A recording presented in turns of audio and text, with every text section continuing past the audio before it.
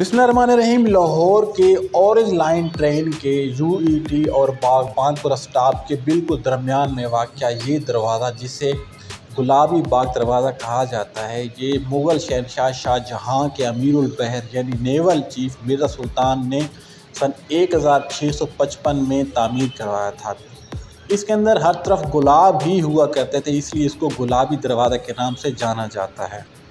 गए वक्तों में ये अपनी पूरी आबोताब के साथ खड़ा था, लेकिन वक्त के साथ साथ जो गुलाब थे वो ख़त्म हो गए और उनकी जगह आम से पौधों ने ले ली।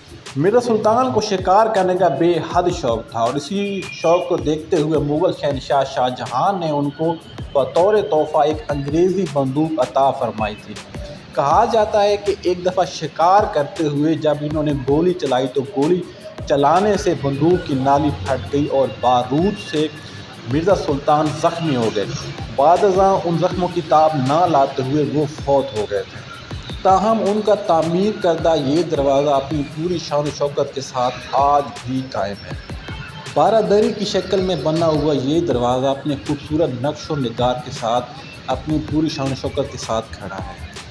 लाहौर का शहर ये वाहिद दरवाज़ा है कि जो इस कदर बेहतरीन और अच्छी क्वालिटी में और अच्छे हिसाब से